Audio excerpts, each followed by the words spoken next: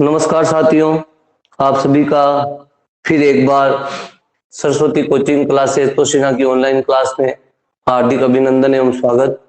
मैं प्रदीप शर्मा आपके बीच उपस्थित हूँ संस्कृत विषय को लेकर। हमने कल की क्लास में स्वर के वर्गीकरण के बारे में पढ़ा था।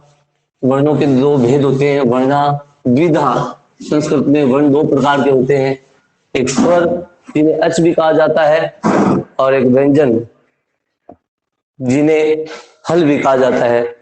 तो स्वर के बारे में हमने कल पढ़ा था, एक बार उसका रिवीजन कर लेते हैं, पुनः अभ्यास कर लेते हैं कि स्वतंत्र उच्चारित वर्ण ध्वनियों को स्वर कहते हैं। स्वयमेव राजते इति स्वरः। स्वतंत्र उच्चारित वर्ण ध्वनियों को स्वर कहते हैं। हमारे सामने आए थे कि सामान्यतया स्वर त्रयोदशः, संस्कृत में सामान्यतः 13 स्वर होते हैं। माहेश्वर सूत्रों के अनुसार 9 स्वर होते हैं। माहेश्वर सूत्र के अनुसार स्वर होते हैं 9। सामान्यतया त्रयोदश, सामान्यतया या अचवो सूत्र से लिख सकते हैं। अचवो सूत्र के अनुसार स्वर होते हैं त्रयोदश यानी 13, और पाणिनीय शिक्षा के अनुसार स्वर होते हैं 22। पाणिनीय शिक्षा अनुसार स्वर होते हैं द्वाविंशति अर्थात 22। द्वाविंशति अर्थात 22 स्वर होते हैं। और स्वर के हमने भेद किए थे। पुनः स्वर को 3 भागों में बांटा था, ह्रस्व स्वर, दीर्घ स्वर और प्लुत स्वर। ह्रस्व के 5 भेद, दीर्घ के 8 भेद और प्लुत के 9 भेद।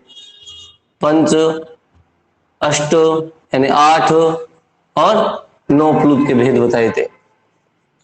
इन्हीं के आगे ह्रस्व के 3 भेद हुए थे, उदात, अनुदात और स्वरित। दीर्घ के भी उदात, अनुदात और स्वरित। प्लुत के भी उदात और अनुदात और स्वरित।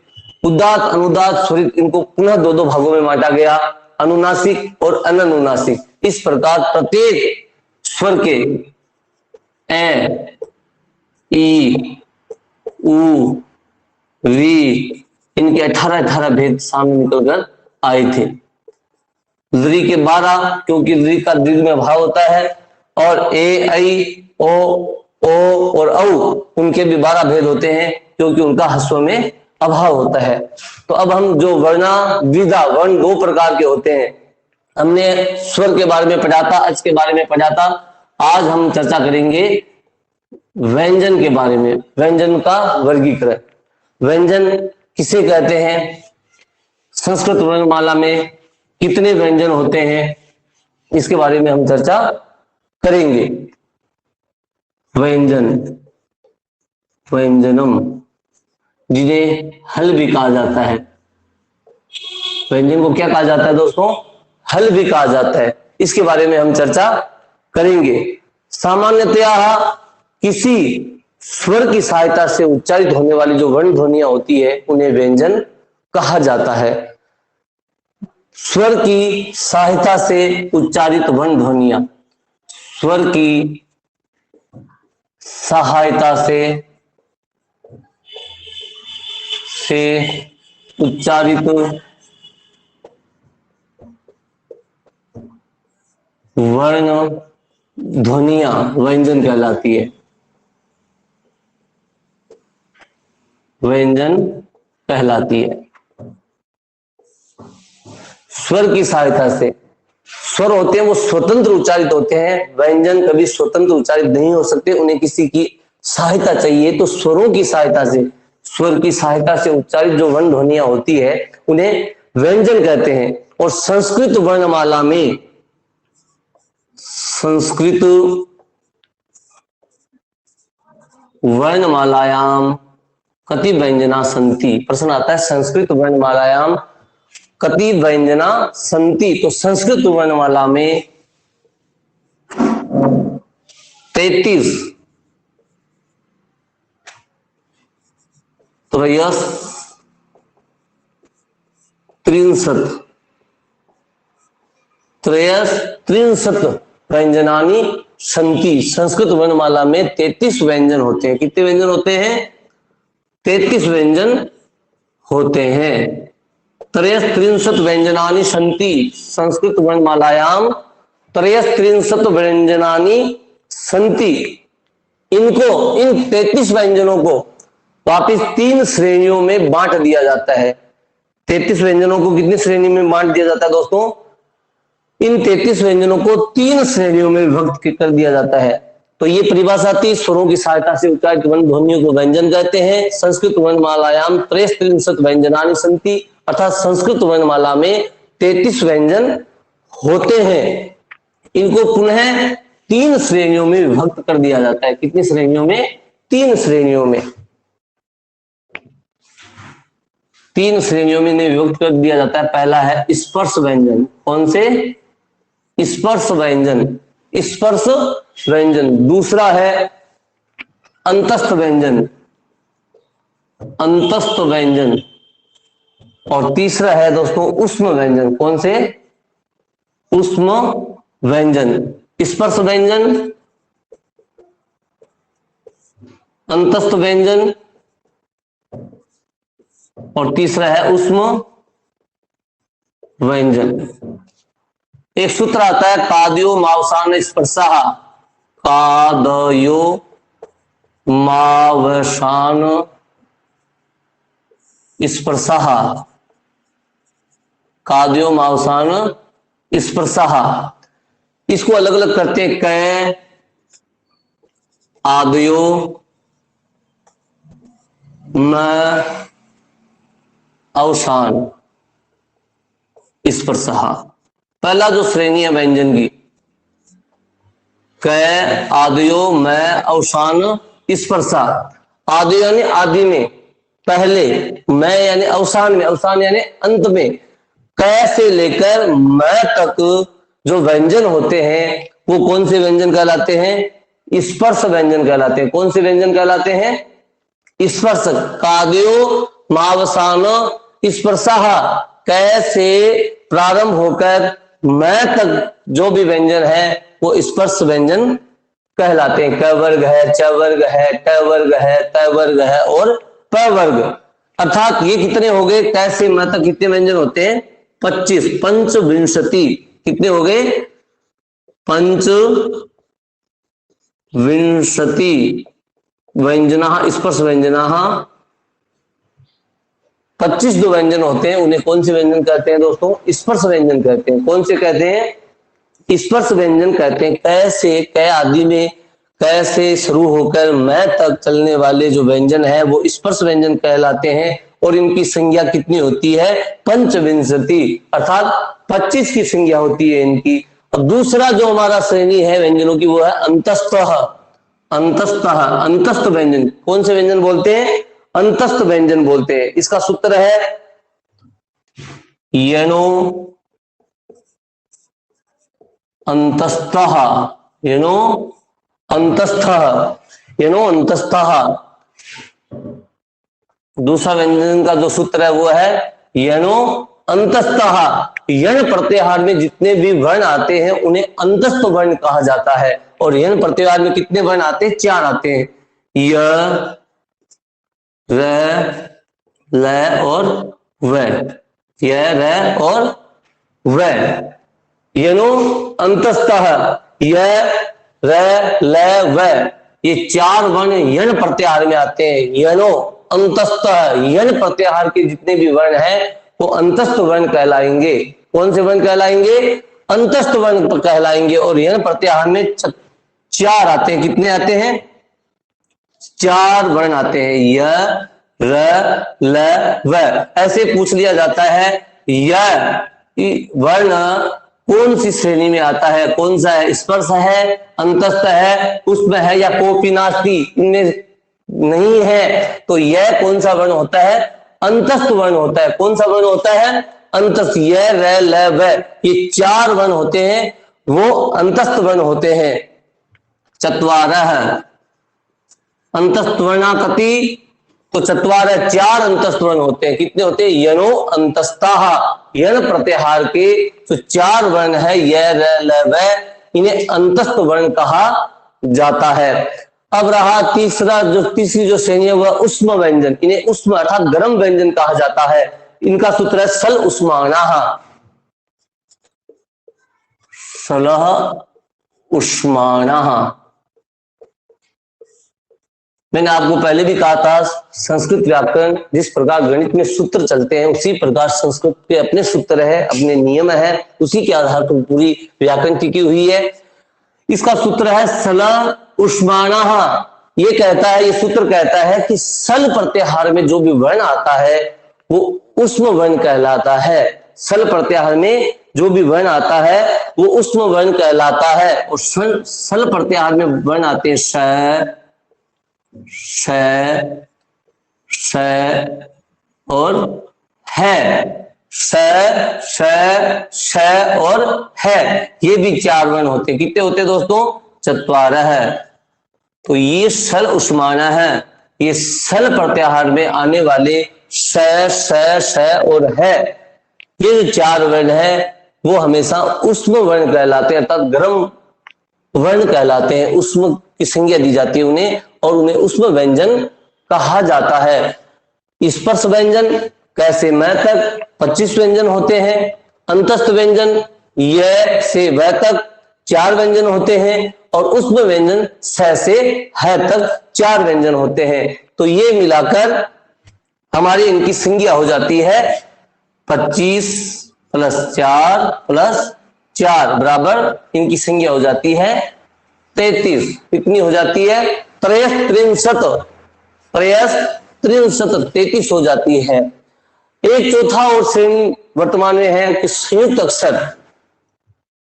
ये आ गया समझ में। स्पर्श व्यंजन 25 होते हैं, अंतस्थ 4 होते हैं और उष्म व्यंजन कितने होते हैं? 4 व्यंजन होते हैं।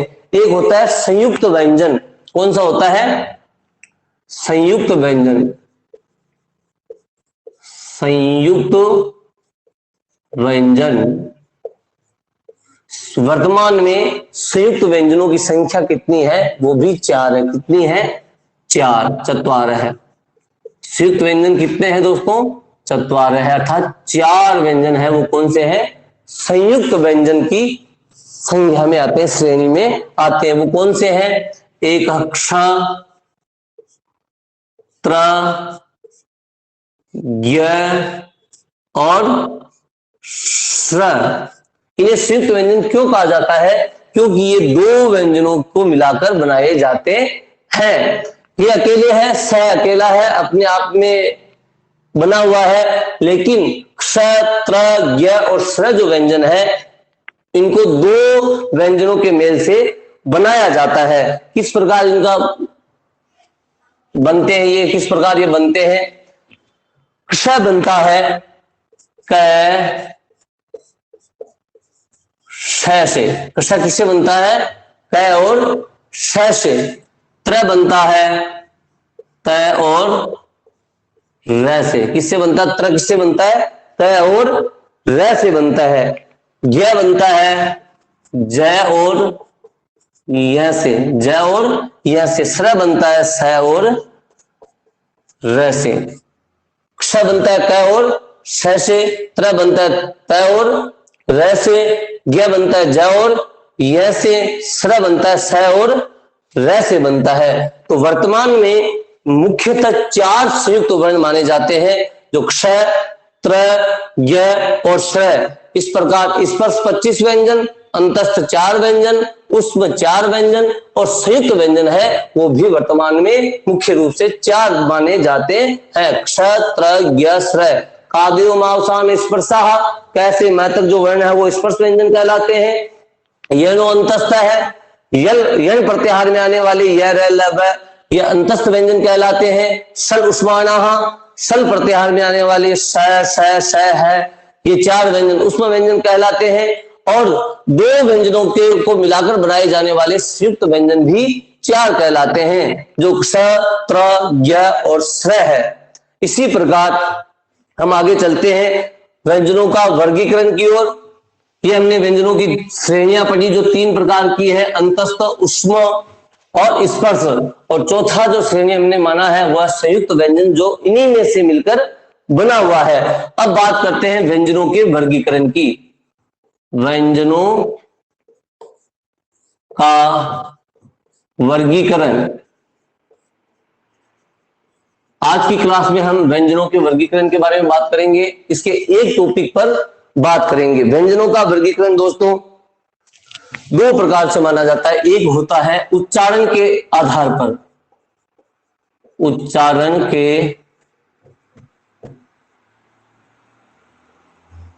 आधार पर व्यंजनों का वर्गीकरण होता है उच्चारण के आधार पर। और दूसरा माना जाता है प्रयत्न के आधार पर, प्रयत्न के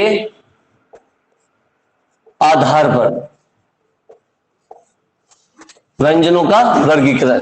पहला है उच्चारण के आधार पर व्यंजनों को कितने भागों में बांटा जाता है, कैसे बांटा जाता है। दूसरा है प्रयत्न के आधार पर व्यंजनों को कितने भागों में बांटा जाता है और कैसे बांटा जाता है। आज हम जिस टॉपिक पर बात करने वाले हैं वह है उच्चारण के आधार पर व्यंजनों का वर्गीकरण। उच्चारण के आधार पर व्यंजनों का वर्गीकरण। तो उच्चारण के आधार पर हम बात करेंगे कि किसी भी वर्ण का उच्चारण करते समय मुख का कोई भी एक अंग बहुत ज्यादा क्रियाशील हो जाता है, उसे हम उस वर्ण का उच्चारण स्थान कहते हैं। दूसरे शब्दों में हम ये माने कि जब मुख से उच्चारण करते समय जीभ जिस अंग को स्पर्श करती है वह उस वर्ण का उच्चारण स्थान कहलाता है। तो संस्कृत वर्णमालायाम सबसे पहले बात यह आती है कि संस्कृत वर्णमालायाम कति उच्चारण स्थानी संति। मुख का जो अंग ज्यादा क्रियाशील हो जाता है वही उच्चारण स्थान होता है। या दूसरे शब्दों में हमने बात की थी, जब किसी वर्ण को उच्चारण करते समय हमारी जो जिह्वा है, हमारी जो जीभ है, जिस अंग को स्पर्श करती है वह ही अंग उसी व्यंजन का या वर्ण का उच्चारण स्थान कहलाता है।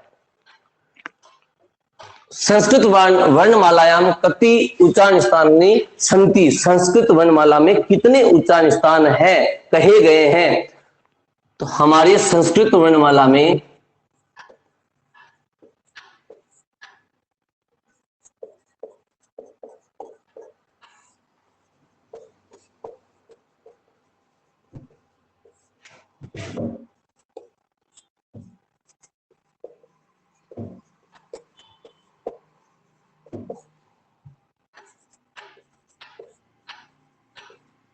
वर्गीकरण, हमारी संस्कृत वर्णमालायाम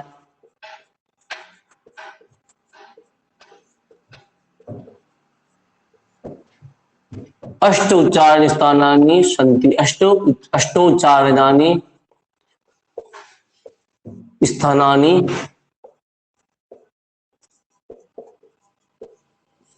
सन्ति। हमारी संस्कृत वर्णमाला में 8 उच्चारण स्थान माने जाते हैं। हमारी संस्कृत वर्णमाला में कितने उच्चारण स्थान माने जाते हैं? 8 उच्चारण स्थान माने जाते हैं। जो उच्चारण स्थान इस प्रकार है, अष्टौ स्थानानि वर्णानाम। एक श्लोक है, अष्टौ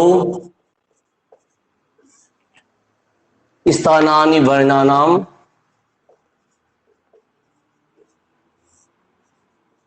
वर्णानाम अष्टौ स्थानि वर्णानाम उरः कंठः शिरस्तथा। उरः कंठः शिरस्तथा जिह्वा मूलम च दन्ताश्च। जिह्वा मूलम च दन्ताश्च। जिह्वा मूलम च दन्ताश्च नासिकौष्ठौ च तालु च। नासिका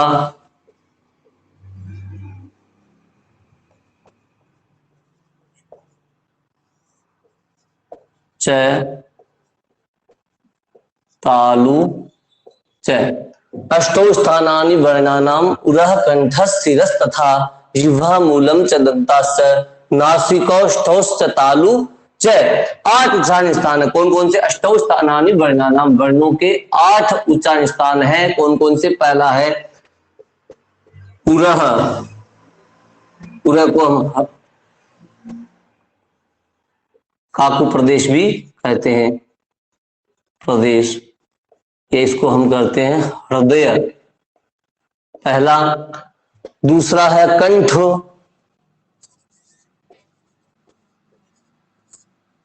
तीसरा है शिरः,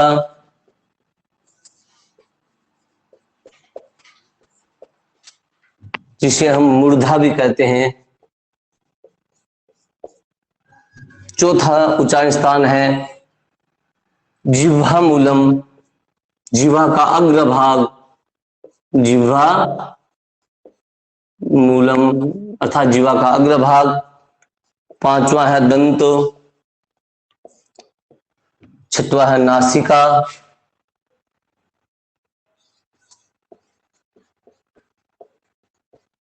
नासिका।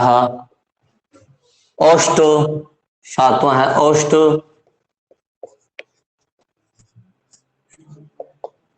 और आठवां जो है वो है तालु। अष्ट उच्चारण स्थानी संति संस्कृत व्याकरण है। 8 उच्चारण स्थान होते हैं संस्कृत व्याकरण में। पूरा है जिसे काकू प्रदेश या हृदय कहते हैं। दूसरा उच्चारण स्थान है कंठ, तीसरा शिरा अर्थात मूर्धा, चौथा जिह्वा मूलम, जिह्वा का अग्रभाग, दंत यानी दांत, नासिका यानी नाक, औष्ठ यानी होठ, और तालु। ये 8 उच्चारण स्थान हमारे संस्कृत वर्णमाला में कहे जाते हैं। अब उच्चारण स्थानों के अलावा भी उच्चारण में जो सहायता प्रदान करते हैं, जो अंग सहायता प्रदान करते हैं, उच्चारण स्थान के अलावा भी जो अंग, अन्य जो अंग है उच्चारण में सहायता प्रदान करते हैं, उन्हें हम कर्ण कहते हैं। क्या कहते हैं? कर्ण कहते हैं। तो उच्चारण स्थान कितने हो गए? 8। इनके अलावा, इन उच्चारण स्थानों के अलावा भी जो अन्य अंग है वो उच्चारण में सहायता प्रदान करते हैं, उन्हें क्या बोला जाता है? कर्ण बोला जाता है। दोस्तों क्या कहा जाता है? कर्ण कहा जाता है। अन्य जो सहायता प्रदान करने वालों को कर्ण कहा जाता है, जो निम्न है। जैसे जिह्वा, तो उच्चारण, जिह्वा का अग्रभाग तो उच्चारण स्थान में आता है, लेकिन जिह्वा है वो कर्ण कहलाती है। जिह्वा,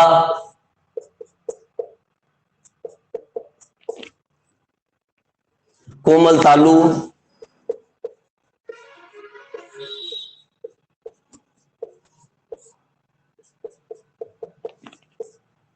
अधरोष्ठ,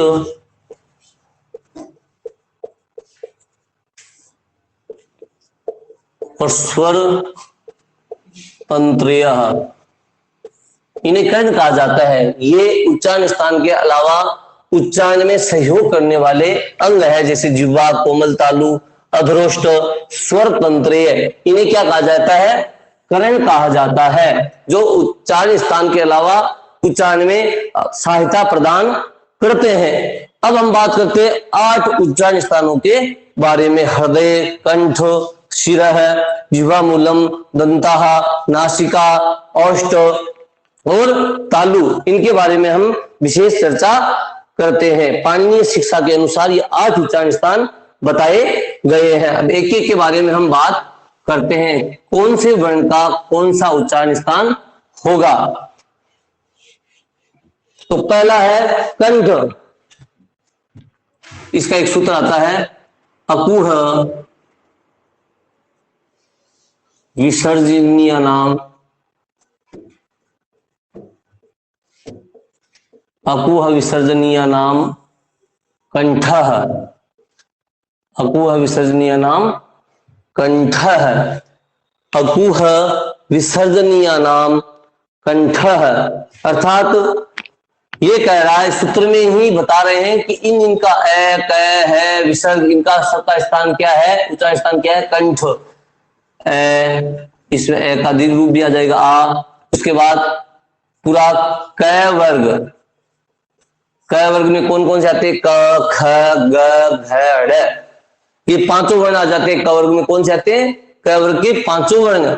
और है और विसर्ग, इनका उच्चारण स्थान कौन सा होता है दोस्तों? कंठ। कौन सा होता है? कंठ। इनका उच्चारण स्थान कौन सा होता है? और इन वर्णों को क्या कहा जाता है? ए आ क वर्ग के पांचों वर्ण है और विसर्ग को कंठे वर्ण कहा जाता है। कौन सा वर्ण कहा जाता है? कंठे वर्ण कहा जाता है, क्योंकि इनका उच्चारण किससे होता है? कंठ से होता है। क ख ग घ ड़ ह ए आ और विसर्ग का उच्चारण स्थान हमेशा किससे होता है? कंठ से होता है। इसलिए इनको क्या कहा जाता है? इन वर्णों को कंठे वर्ण कहा जाता है। दूसरा है, कंठ के बाद दूसरी बात करते हैं, इचुये सानाम तालु। ई चुये सानाम तालु। इचुये सानाम, इचुये सानाम तालु। अर्थात ये सूत्र कहता है कि ई च अर्थात पूरा च वर्ग, च छ ज झ य, पूरा च वर्ग, य वर्ण और स, इचुये सानाम तालु, इनका कौन सा उच्चारण स्थान होता है? तालु उच्चारण स्थान होता है। और इन्हें कौन से वर्ण कहा जाता है? तालव्य।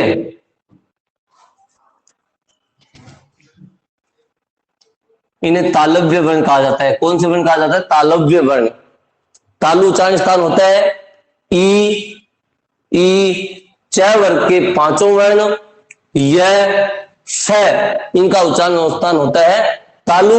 और इन वर्णों को तालव्य वर्ण कहा जाता है। कौन सा वर्ण कहा जाता है? तालव्य वर्ण कहा जाता है। ई च वर्ग के पांचों वर्ण, य और श को तालव्य वर्ण कहा जाता है। क्यों? क्योंकि इनका उच्चारण स्थान तालु से होता है, इसलिए इनको तालव्य वर्ण कहा जाता है। इन्हें तालव्य वर्ण कहा जाता है। इससे आगे करते हैं,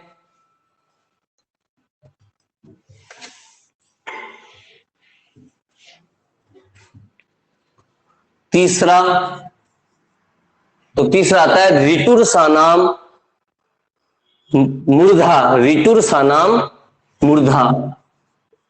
ऋटुर सानाम मूर्धा। ऋटुर सानाम मूर्धा। ये सूत्र कहता है कि री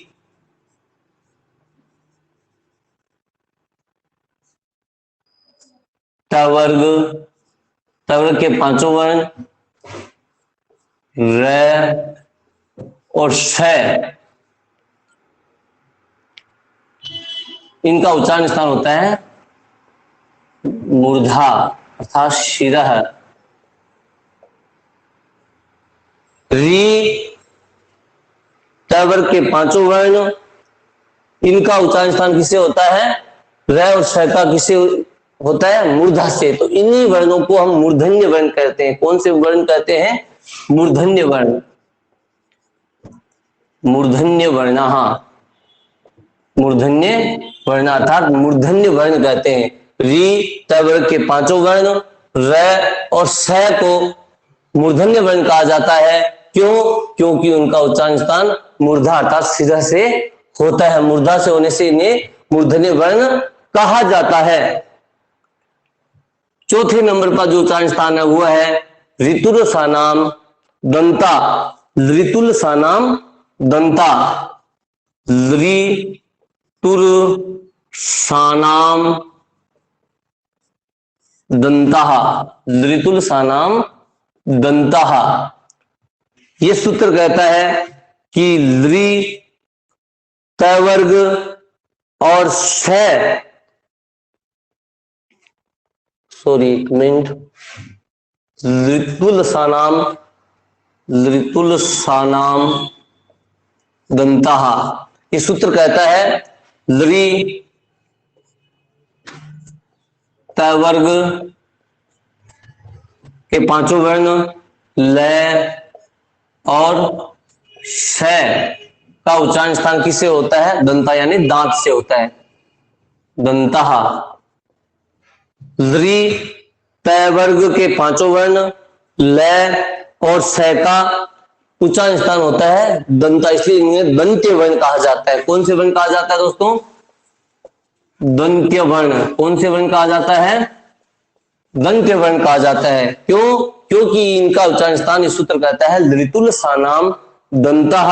लृतुलसानाम दंता। लृ तवर्ग ल स इन सब का उच्चारण दांत से होता है, दंता से होता है, तो इनका उच्चारण स्थान दंता होने से इन्हें दंत्य वर्ण भी कहा जाता है।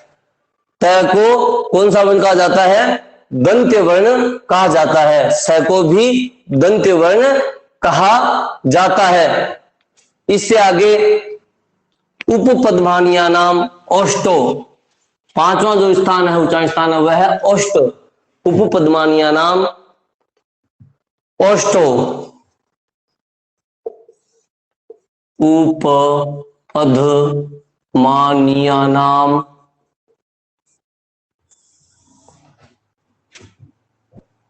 औष्ठो। उपपदमानिया नाम औष्टो।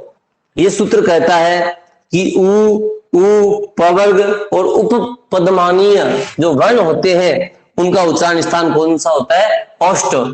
उ और पवर्ग के पांचों वर्ण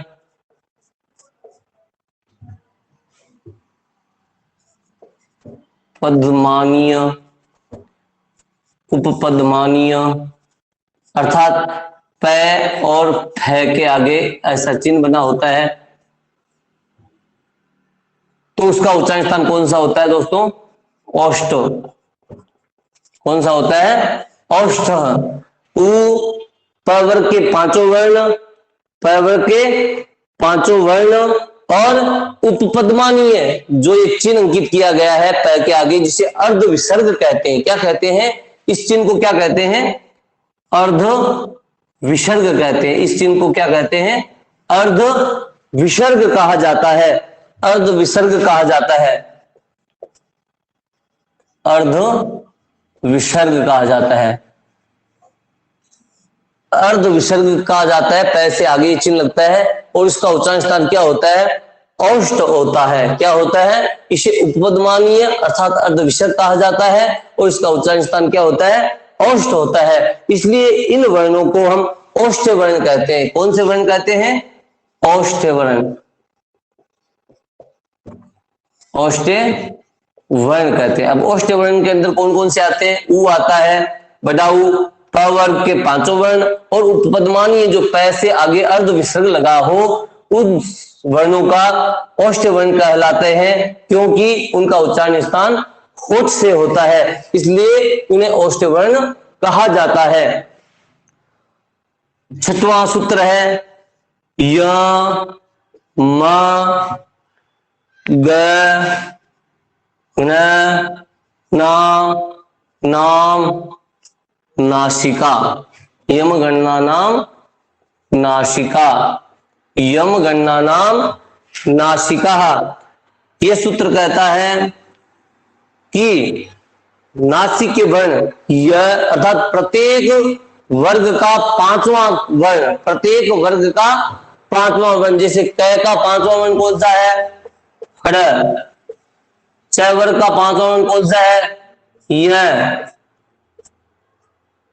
त वर्ग का पांचवा वर्ण कौन सा है? हण। त वर्ग का पांचवा वर्ण कौन सा है? न। और प वर्ग का पांचवा वर्ण कौन सा है? म। तो य म ग न न, य म ग न न। ये कह रहा है कि य म ग हण और न, इनका उच्चारण स्थान किससे होता है? नासिका से होता है। किससे होता है? नाक से होता है, नासिका से। नासिका से होता है, तो इसलिए इनको कहा जाता है नासिक्य वर्ण। कौन से वर्ण कहा जाता है दोस्तों? नासिक्य वर्ण। नासिक्य वर्ण कहलाते हैं। ये पांच अक्षर कौन से वर्ण कहलाते हैं? नासिक के वर्ण, प्रत्येक वर्ग का पांचवां वर्ण, पांचवां अक्षर नासिक के वर्ण कहलाता है। य म ग न ना नाम नासिका, सूत्र के अनुसार य म ग न, ये जो पांच वर्ण है उनका उच्चारण स्थान नासिका से होता है, इसलिए इनको नासिक के वर्ण कहा जाता है। कौन से वर्ण कहा जाता है? नासिक के वर्ण कहा जाता है।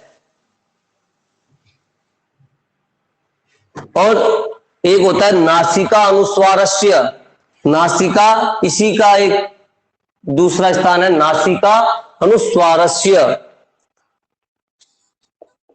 नासिका अनुस्वारस्य, अर्थात ये सूत्र कहता है, ये कहता है कि नासिका अनुस्वार से, अनुस्वार का भी नासिका ही उच्चारण स्थान होता है, जो अनुस्वार लगा होता है उसका भी उच्चारण स्थान नासिका से ही माना जाता है। अनुस्वार नासिका अनुस्वारस्य, नासिका अनुस्वारस्य, अनुस्वार का स्थान भी नासिका से माना जाता है। नासिका अनुस्वार से यहां लिख देते हैं, नासिका अनुस्वारस्य, नासिका अनुस्वारस्य, अर्थात नासिका का जो उच्चारण स्थान है, जो अनुस्वार का जो उच्चारण स्थान है वो नासिका ही माना जाता है। यम गणना नाम नासिका और नासिका अनुस्वारस्य, अनुस्वार और य म ग न, ये जो पांच वर्ण है इनका उच्चारण स्थान नाक से होता है, इसलिए उन्हें नासिक के वर्ण भी कहा जाता है। सातवां इसका सूत्र है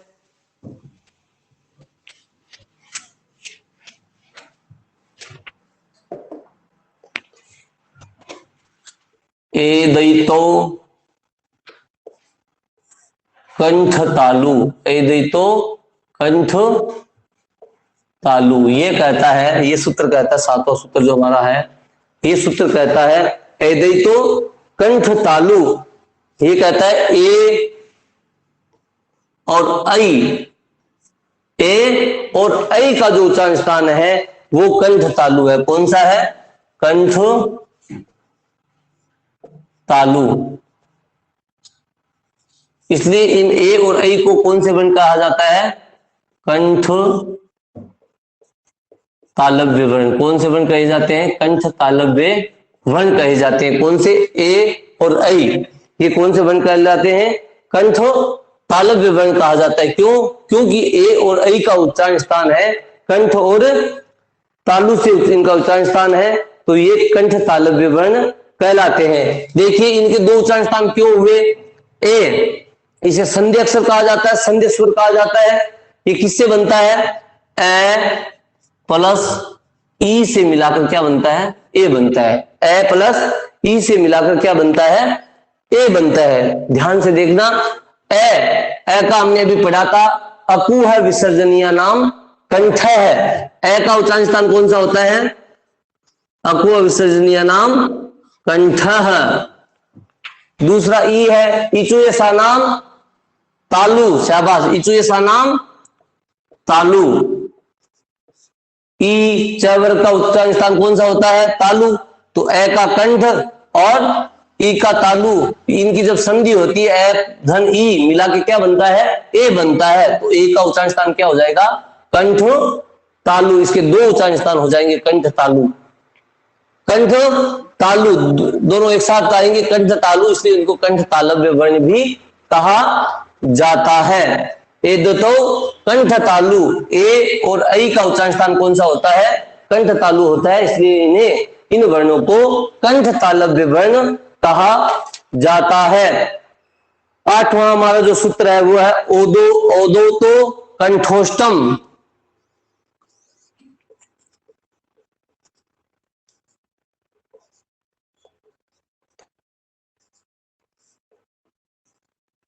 कंठोष्टम, ओदतो ओदौतो कंठोष्टम, ये कहता है कि ओ और औ, ओ और औ का उच्चारण स्थान कौन सा होता है? कंठोष्ट। कौन सा होता है दोस्तों? कंठोष्ट। ओ और औ का उच्चारण स्थान कौन सा होता है? कंठोष्ठ होता है, इसलिए इनको कंठोष्ठ वर्ण भी कहा जाता है। कंठोष्ठ वर्ण भी कहा जाता है। कंठोष्ठ होता है तो इन्हें कंठोष्ठ वर्ण भी कहा जाता है। कंठोष्ठ वर्ण भी कहा जाता है। ओ और उसी प्रकार हम देख लेते हैं, इनके दो है कंठोष्ठ है, तो इसको ए प्लस उ बराबर ओ बनता है। ए प्लस उ बराबर ओ बनता है। ए का कंठ होता है, हमने पहले भी देखा था, और उ का होता है उपपदमानीय नाम ओष्ठो। उपपदमानीय नाम ओष्ठो, इसका उच्चारण होता है ओष्ठो। तो इन दोनों को मिला के क्या कर दिया? कंठोष्ठ। तो इनको, इन वर्णों को क्या कहा जाता है? कंठोष्ठ वर्ण कहा जाता है। कौन से वर्ण कहा जाता है? कंठोष्ठ वर्ण कहा जाता है। क्यों कहा जाता है? क्योंकि ओ और औ इनका उच्चारण स्थान कंठोष्ठ होता है। ये सूत्र बताता है ओ दो तो कंठोष्टम। ये कहता है ओ और औ का उच्चारण स्थान है वो कंठ और ओष्ठ से होता है, इसलिए इन्हें कंठोष्ठ वर्ण कहा जाता है। आगे का जो सूत्र है वो ये है, वकारस्य दंतोष्टम। वकारस्य वकारस्य दंतोष्टम। वकारस्य दंतोष्टम, ये सूत्र कहता है वह वर्ण है उसका उच्चारण स्थान होता है दंतोष्ठ। दंतोष्ठ ये क्या कहता है?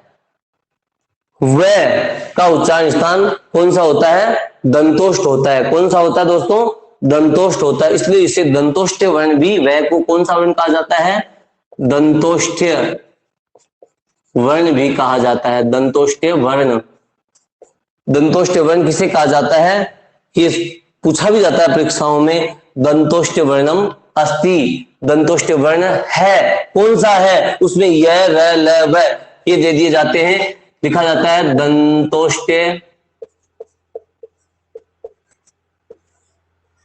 वर्णम अस्ति, ये दंतोष्ठ वर्ण है।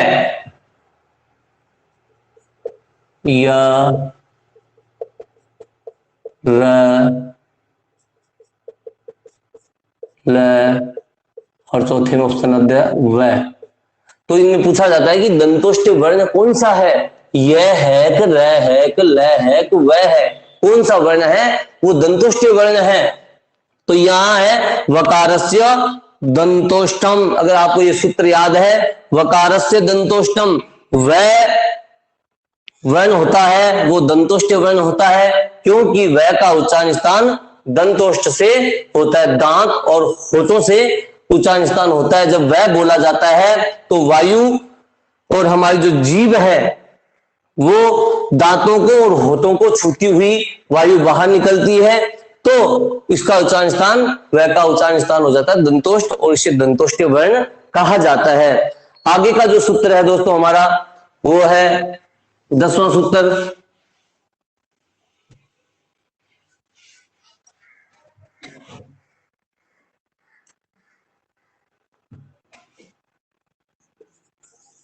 दसवां जो सूत्र है हमारा वो है जिह्वा मूल्य से जिह्वा मूलम। जिह्वा जिह्वा मूल्य से जिह्वा मूलम। जिह्वा मूलम, जिह्वा मूल्य से जिह्वा मूलम। ये सूत्र कहता है कि जो जिह्वा मूल शब्द कहे जाते हैं, जिह्वा मूल्य जो वर्ण है उनका उच्चारण स्थान जिह्वा मूल होता है। और जिह्वा मूल वस वर्ण होते हैं, जैसे क और ख है, इनके आगे अर्ध विसर्ग लगा होता है। क और प और फ के आगे अर्ध विसर्ग लगने से वो उपपदमानीय शब्द कहलाते हैं। और क और ख वर्ण के आगे अगर अर्ध विसर्ग लगा हुआ हो उन्हें कौन से वर्ण कहते हैं? जिह्वा मूलीय वर्ण कहते हैं। कौन से वर्ण कहते हैं? जिह्वा मूलीय वर्ण कहते हैं। और उनका उच्चारण स्थान जिह्वा मूल होता है। जिह्वा का मूल अर्थात अग्रभाग, जो हमने कर्ण में पढ़ा था, जो कर्ण के बारे में बात करी थी। उच्चारण स्थानों के अलावा कुछ ऐसे अंग भी होते हैं वो उच्चारण में हमारा सहयोग करते हैं। तो ये जो जिह्वा मूल है, जिह्वा का जो अग्रभाग है वो 8 उच्चारण स्थानों में नहीं है, इसलिए ये कर्ण है। और जिह्वा मूल, जिह्वा मूलीय जो शब्द है जैसे क, ख, क के आगे अर्ध विसर्ग का चिन्ह और ख के आगे अर्ध विसर्ग का चिन्ह जहां अंकित होता है उसका उच्चारण स्थान होता है जिह्वा मूल। कौन सा होता है? जिह्वा मूल। और इन्हें जिह्वा मूलीय वर्ण कहते हैं। कौन से वर्ण कहते हैं? जिह्वा मूलीय वर्ण कहा जाता है। 11वां जो सूत्र है हमारा वो है यमानास्त नासिका। यमानास्त, यमानास्त नासिका हमने पहले भी पढ़ा था। यमगणना नाम नासिका, एक बार वापस यहां रिपीट कर देता हूं। यम ग नाम नासिका, नासिकानुस्वारस्य, नासिका अनुस्वारस्य, नासिकानुस्वारस्य, ये 3 सूत्र है। यमानास्य नासिका, यमगणना नाम नासिका और नासिकानुस्वारस्य। ये कहता है, ये हमने पढ़ा था य म ग न और न, अर्थात प्रत्येक वर्ग का 5वां वर्ण, उसका उच्चारण स्थान कौन सा होता है? नासिका होता है। नासिका अनुस्वारस्य, अनुस्वार का उच्चारण स्थान कौन सा होता है? नासिका होता है। और यमानास्त नासिका ये सूत्र कहता है, जैसे यम किसे कहते हैं? यम वर्ण कौन से होते हैं? कु, फू, गु, भू। तो ये वर्ण होते हैं, कु ऊपर अनुस्वार लगा होता है, इन्हें यम वर्ण कहते हैं। कौन से वर्ण कहते हैं? जो हमने व्याकरण की जब वर्णों के बारे में बात की थी, यम वर्णों के बारे में बात की थी तो पढ़ा भी था। और ये जो यम वर्ण होते हैं उनका उच्चारण स्थान यमानास्त नासिका सूत्र से नासिका होता है।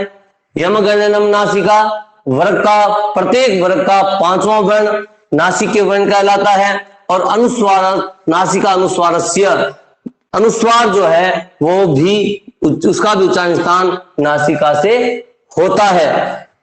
नासिका अनुस्वारस्य, नासिका अनुस्वारस्य अर्थात अनुस्वार का जो उच्चारण स्थान है वो नासिका से होता है। अब हम बात करते हैं कुछ इन्हीं उच्चारण स्थानों के बारे में। द्विस्थानीय वर्ण, ऐसे वर्ण जिनके 2-2 उच्चारण स्थान है। कौन कौन से हैं वो, कितने हैं? आप बताओ, देखिए जल्दी से, कौन कौन से ऐसे वर्ण हैं जिनके 2-2 उच्चारण स्थान है? ऐसे प्रश्न भी पूछा जाता है। द्विस्थानीय वर्णः, द्विस्थानीय वर्णः, ऐसे वर्ण कितने हैं जिनके 2-2 उच्चारण स्थान है? ऐसे प्रश्न भी पूछे जाते हैं। संख्या में बता देता हूं। जैसे ये प्रश्न आ गया, द्विस्थानीय वर्णः, 2 उच्चारण स्थानों वाले वर्ण कितने हैं? अभी हमने पढ़ा भी था उच्चारण स्थानों में, पंच, अष्ट, सप्त, 10, अर्थात 5, 8, 7 या 10 ऐसे वर्ण जिनके 2-2 उच्चारण स्थान होते हैं, वो वर्ण कौन से हैं, कितने हैं? अब ये हम बात करते हैं। जैसे हमने अकुह विसर्जनीय नाम कंठ में पढ़ा था कि ए, क वर्ग के 5 वर्णों का उच्चारण स्थान क्या होता है, और है का उच्चारण स्थान और विसर्ग का उच्चारण स्थान कौन सा होता है? कंठ होता है। तो क वर्ग में 5 वर्ण आते हैं, क, ख, ग, घ, ड़। फिर एक दूसरा सूत्र आया था यम गणनम नासिका, यानी वो कहता है कि प्रत्येक वर्ग का 5वां जो वर्ण होता है उसका उच्चारण स्थान नासिका होता है। तो अब देखो, ग ये क वर्ग में भी आता है, इसलिए इसका एक तो कंठ उच्चारण स्थान हो जाएगा। क, ख, ग, ड़, ये 5वां वर्ण है आपके सामने। एक तो ये आता है अकुह विसर्जनीय नाम कंठ है, क वर्ग का 5वां वर्ण है, और सूत्र कहता है कि अकुह है, ए का वर्ग के 5 वर्ण, अगर हो तो उनका उच्चारण स्थान कंठ होता है। लेकिन एक दूसरा सूत्र कहता है यम गणना नाम नासिका, यम गण, इन पांचों वर्णों के उच्चारण स्थान है वो नासिका से होते हैं। तो प्रत्येक वर्ग का पांचवा अक्षर लिख लो यहां पे।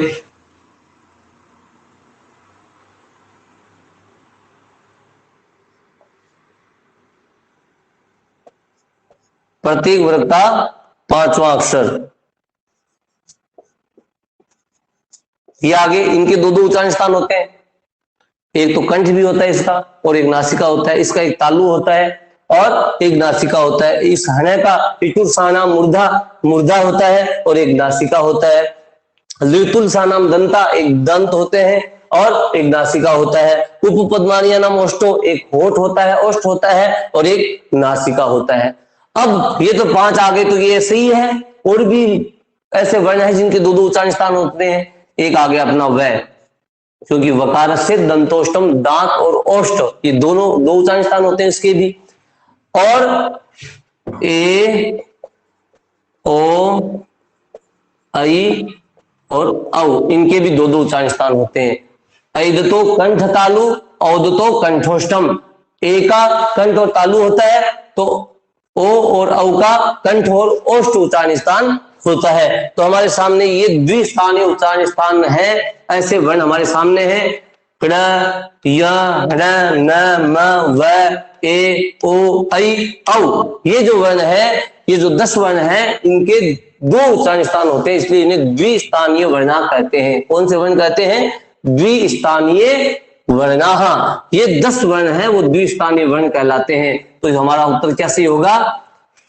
10 जो चौथे में है इसका आंसर, तो ये चौथा सही हो जाएगा। द्विस्थानीय उच्चारण स्थान। अब मान लीजिए या आपको ये पता है कि इनके दो दो उच्चारण स्थान है। कितने? दो दो उच्चारण स्थान है। और आपके सामने एक प्रश्न पूछ लिया जाए, आप उसमें कंफ्यूज हो जाएंगे, मुझे पक्का पता है, लेकिन आज के बाद नहीं होंगे, ये भी विश्वास है मुझे। जैसे आपको एक प्रश्न पूछ लिया जाए, है ना, इति वर्णस्य उच्चारण स्थानम किम, है ना, वर्णस्य उच्चारण स्थानम किम, हण वर्ण का उच्चारण स्थान क्या है? ये प्रश्न आपके सामने वहां आ जाए, हण वर्णस्य उच्चारण स्थानम किम, और आपके सामने ये ऑप्शन रहे है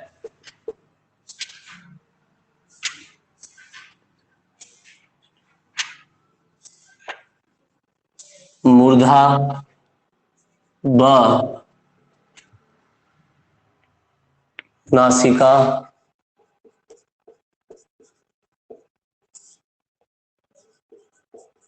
श, दंता और द में तालुहु। ये प्रश्न आपके एग्जाम में है। मूर्धः, नासिका, दंतः, तालुहु, हण वर्णस्य उच्चारण स्थानम किम, हण वर्ण का उच्चारण स्थान कौन सा है? अब आपके सामने ये प्रश्न आ गया, तो अब आपको पहले तो आप सूत्रों को देखोगे। नाम कंठा इसमें नहीं है, पिचु सानाम तालु इसमें भी नहीं है, ऋतुर सानाम मूर्धा टै वर्ग में आता है, तो इसका मूर्धा होगा। हम क्या करेंगे, सीधा ये ए पे लिखा हुआ है तो इस पे हम यहां क्लिक कर देंगे, यहां इसको सही मान लेंगे, लेकिन ये आपका प्रश्न गलत हो जाएगा। अगर पांचवा वर्ण दिया हुआ है और आपके सामने ऑप्शन में उसका जो मूर्धा, नासिका, दंता और तालु दिए हुए हैं, ये जो पांचवा वर्ण है टै वर्ग का पांचवा वर्ण है, और टै वर्ग का उच्चारण स्थान कौन सा होता है? मूर्धा होता है। लेकिन पांचवा वर्ण है, यहाँ पे ये सोचना है, अगर टै वर्ग होता तो मूर्धा एकदम सही होता है, तो टै वर्ग ही, लेकिन कौन सा वर्ण है? पांचवा वर्ण है। पांचवें वर्ण का उच्चारण स्थान यमगणना नाम नासिका होता है। कौन सा होता है? नासिका होता है। अगर विकल्प में नासिका नहीं दिया होगा, यहां पर अगर नासिका नहीं है, मान लो यहां पर नासिका नहीं है, यहां पर ओष्ठ दिया होता, यहां ये मान लो यहां नासिका नहीं है, और बै में ओष्ठ दिया होता तो आपका उत्तर मूर्धा एकदम सही था, मूर्धा एकदम सही था। लेकिन यहाँ ओष्ठ नहीं देकर इसने यहाँ दूसरे ऑप्शन में क्या दिया है, नासिका। पहले में मूर्धा, दूसरे में नासिका दिया है। अगर नासिका है तो ये मूर्धा आपका गलत हो जाएगा, फिर सही उत्तर कौन सा होगा, नासिका। अब तीसरा एक सिचुएशन और बनती है, अगर मूर्धा भी दिया हुआ है, नासिका भी दिया हुआ है, और ये तीसरे ऑप्शन में अगर ये दे दिया जाए उभो, या तो लिख दिया जाए उभो, या फिर क्या लिखा जाए, मूर्धा नासिका, मूर्धा नासिका। आराम से ध्यान से करना है, क्यों, क्योंकि जल्दीबाजी में गलत हो सकता है। अगर आपने यहां आगे देखा सीधा मूर्धा लिख दिया तो भी गलत हो जाएगा, आगे नासिका है तो।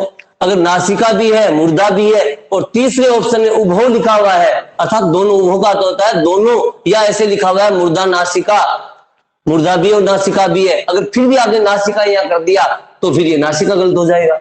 क्यों, क्योंकि आगे लिखा हुआ है उभो, अर्थात ये दोनों ही है, मूर्धा नासिका, तो ये सही होगा। समझ में आई बात। अगर यहां नासिका नहीं है, यहां उभो नहीं है, यहां अगर ओष्ठ है, एक बार वापस देखिए, यहां अगर ओष्ठ है और यहां अगर दंता है, ए में मूर्धा, बै में ओष्ठ, श में दंता और दै में तालु है, अगर यही प्रश्न आ जाए ना वर्ण से उच्चारण स्थानम किम, तो वहां आपका मूर्धा पहला ए है वो सही होगा। अगर यहां ओष्ठ न होकर नासिका लिखा होगा, ए में मूर्धा, बै में नासिका, श में दंता और दै में तालु लिखा है, और फिर ये प्रश्न पूछा जाए है वर्ण से उच्चारण स्थानम किम, है वर्ण का उच्चारण स्थान कौन सा है, और उसके बाद आपने मूर्धा भर दिया जल्दीबाजी में, तो वो गलत हो जाएगा, क्योंकि आगे नासिका दिया हुआ है, तो वो नासिका ही सही होगा। और तीसरी सिचुएशन क्या है, अगर यहां से दंता हटा लिया जाए, स में दंता को हटाकर यहाँ उभो या मूर्धा नासिका इन दोनों को यहाँ लिख दिया जाए, और फिर अगर आपने नासिका यहाँ भर दिया तो वो नासिका भी गलत हो जाएगा। फिर आपको वो उभो अर्थात स जो ऑप्शन है वहां भरना होगा उभो, अर्थात मूर्धा नासिका वाले ऑप्शन को सही माना जाएगा। तो ये दो स्थान वाले उच्चारण स्थानों वाले जो वर्ण है वो 10 होते हैं। अब यही बात सब इन्हीं में लागू होती है,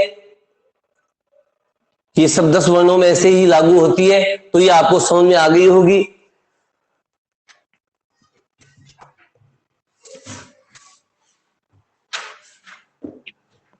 और अब हम थोड़ा सा अभ्यास कर लेते हैं, एक दो प्रश्न का और भी।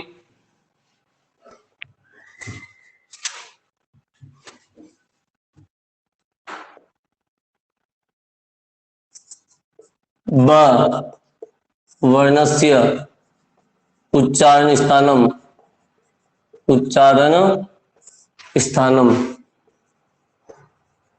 किम, ब वर्णस्य उच्चारण स्थानम किम, ब वर्ण का उच्चारण स्थान कौन सा होता है।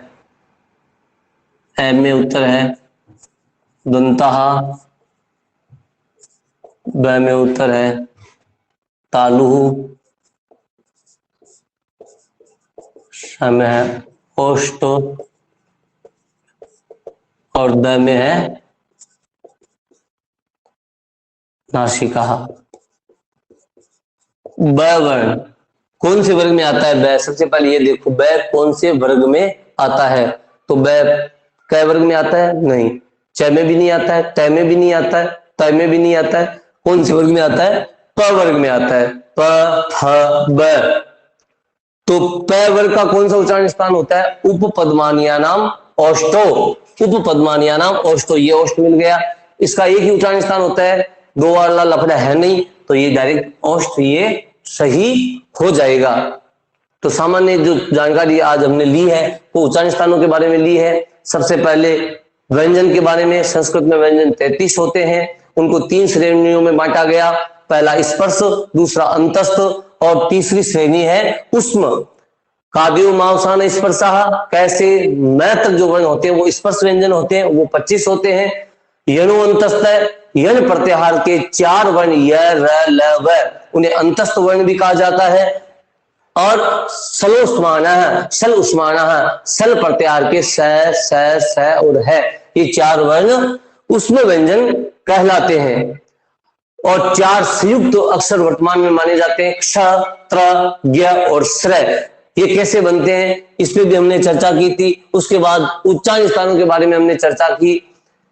उच्चारण स्थान संस्कृत में 8 होते हैं, अष्टौ उच्चारण स्थानानि, 8 उच्चारण स्थान होते हैं। कौन कौन से, उस पर हमने चर्चा की थी कि जो उच्चारण स्थान होते हैं वो उरह यानी हृदय, काकल प्रदेश, कंठ, मूर्धा, जिह्वामूल, दंता, नासिका, औष्ठ और तालु, ये 8 उच्चारण स्थान होते हैं। इनके अलावा जो उच्चारण में सहयोग करने वाले अंग होते हैं वो होते हैं, उन्हें कर्ण कहा जाता है। जैसे जिह्वामूल है, जिह्वा स्वयं जिह्वा है, कोमल तालु है, अधरोष्ट है और स्वर तंत्र है, इन्हें कर्ण कहा जाता है। और जो बाकी है 2 उच्चारण स्थानों वाले वर्णों के बारे में हमने चर्चा करी, वो 10 होते हैं। और जो 5वां वर्ण होता है वो नासिका वर्ण होता है। इस नासिका, जो नासिक के वर्ण होते हैं, जो 5वां वर्ण नासिक के, प्रत्येक वर्ग का 5वां वर्ण नासिक के वर्ण, उन्हें रक्त वर्ण भी कहा जाता है। कौन सा वर्ण कहा जाता है? रक्त वर्ण। अर्थात य, म, ग, हन और न, इनको नासिक वर्ण भी कहा जाता है और रक्त वर्ण भी कहा जाता है। कौन से वर्ण कहा जाता है? नासिक के वर्ण भी कहा जाता है इन्हें, और रक्त वर्ण भी कहा जाता है। और प्रत्येक वर्ग का, जैसे क, दूसरा और चौथा वर्ण, प्रत्येक वर्ग का दूसरा और चौथा वर्ण, ये 5वां वर्ण है, इन्हें रक्त वर्ण कहा जाता है, नासिक वर्ण कहा जाता है। प्रत्येक वर्ग का, जैसे ये क है, ये च वर्ग है, ये त वर्ग है, ये त वर्ग है और ये प वर्ग है। ख, ग, घ, र, च, छ, ज, झ और य।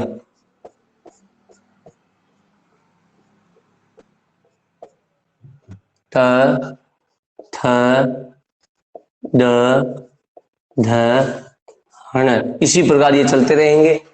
तो ये 5वां वर्ण है, सबका 5वां वर्ण आ जाएगा, तय का न आ जाएगा और तय का न आ जाएगा। इन्हें नासिक वर्ण भी कहा जाता है और रक्त वर्ण भी कहा जाता है। कौन सा वर्ण? रक्त वर्ण। रक्त वर्ण। तो रक्त वर्ण कति भवन्ति, ये प्रश्न भी पूछा जाता है, रक्त वर्ण कितने होते हैं? तो ये 5 वर्ण रक्त वर्ण कहलाते हैं, यही नासिक वर्ण कहलाते हैं। ये 5 वर्ण नासिक वर्ण और रक्त वर्ण कहलाते हैं। अब एक और आता है सूक्ष्म वर्ण। सूक्ष्म, उष्म वर्ण तो कौन कौन से होते हैं? उष्म तो हमने बात की थी, 4 वर्ण होते हैं उष्म, स, स और है। सल प्रत्याहार में जो 4 वर्ण आते हैं उन्हें उष्म वर्ण कहा जाता है। अब बात आती है सूक्ष्म वर्ण की। कौन से वर्ण? सूक्ष्म वर्ण। कौन से वर्ण? सूक्ष्म वर्ण। स, उष्म, अर्थात सूक्ष्म वर्ण कौन कौन से होते हैं? तो ये कहता है सूक्ष्म वर्ण होते हैं वर्ग का, प्रत्येक वर्ग का दूसरा और चौथा वर्ण, प्रत्येक वर्ग का दूसरा, अर्थात क वर्ग में ख है और चौथा वर्ण, प्रत्येक वर्ग का दूसरा और चौथा वर्ण, ख और ग, छ और ज, ध और हड़, थ और ध, फ और भ, अर्थात ख, छ, ठ, थ, थ और घ, झ, ड़, ध और भ। ये जो वर्ण होते हैं 10 वर्ण होते हैं, उसमें सूक्ष्म वर्ण कहा जाता है। कौन से वर्ण कहा जाता है दोस्तों? सूक्ष्म वर्ण। तो हमने ये उच्चारण के आधार पर व्यंजनों का वर्गीकरण आज की क्लास में पढ़ा। अब हम कल की क्लास में प्रयत्न के आधार पर व्यंजनों का वर्गीकरण पढ़ेंगे, वर्णों का वर्गीकरण पढ़ेंगे। मैं आशा करता हूं आपको आज की क्लास अच्छी लगी होगी। आप मुझे जरूर कमेंट बॉक्स में बताइए आपको कैसी लगी हमारी क्लास, और फिर कल हम अपनी नई क्लास में नए टॉपिक के साथ फिर मिलेंगे दोस्तों। कल तक आपको जय हिंद।